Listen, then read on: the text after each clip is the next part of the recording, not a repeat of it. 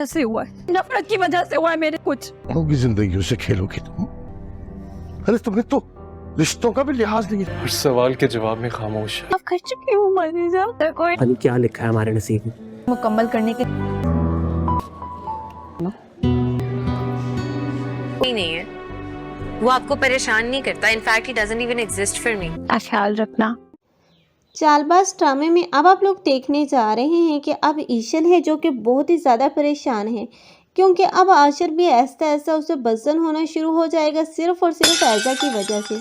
क्योंकि ऐज़ा जो कि हर वक्त ही अब इन दोनों की टो में लगी रहती हैं और इन दोनों की बातें सुनना और इन लोगों को देखना और देखकर जलना, ये तो ऐज़ा का रोज़ का मामूल बन गया। क्योंकि वो उनकी बातें सुनकर अब वो सब कुछ कर गुजरती है जो कि उसे नहीं करना चाहिए, क्योंकि वो नहीं देख सकती अब आशिर और ईशल को एक साथ खुश।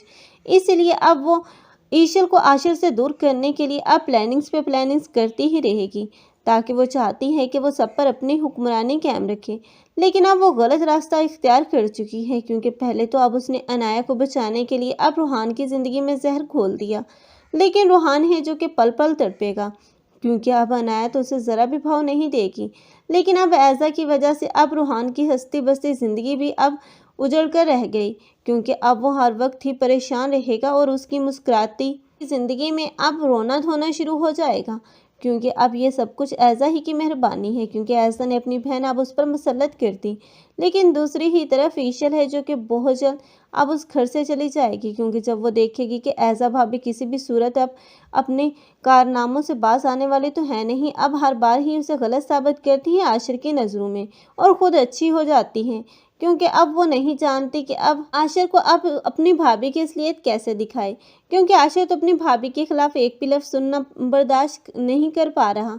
तो ऐसे में अब ईशल के लिए यही बेहतर होगा कि वो अपनी माँ बाप के घर वापस जाए।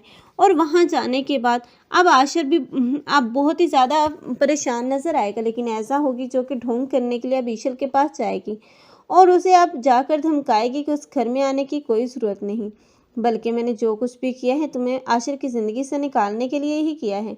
तुम यही डिज़र्व करती हो, तुम जैसी लड़की उस घर की बहू नहीं बन सकती। लेकिन अब ईशल है जो कि अब उसके साथ बदतमीज़ी करेगी, तो आशिर यही समझेगा कि ये भाभी के साथ बदतमीज़ी कर रही है और वहाँ पर भी ऐज़ा सच्ची ही साबित होगी, क्योंकि ऐज़ा तो अब अपना रंग बदलना जानती है और जानती है कि उसने किस तरह सबको इम्प्रेस करना है। वो अपनी बातें तो छुपा लेगी, लेकिन ईशल की बातें अब सब लोग ही सुन लेंगे और तब ईशल उसी घर में रह जाएगी और ये आशिर उसे डिवोर्स देने का फैसला कर लेगा। लेकिन तब यही शियान होगा जो कि अनाया की हकीकत खोलेगा। जब अनाया की हकीकत खुलेगी तो साथ ही साथ इस ऐज़ा की हकीकत भी खुल ही जाएगी।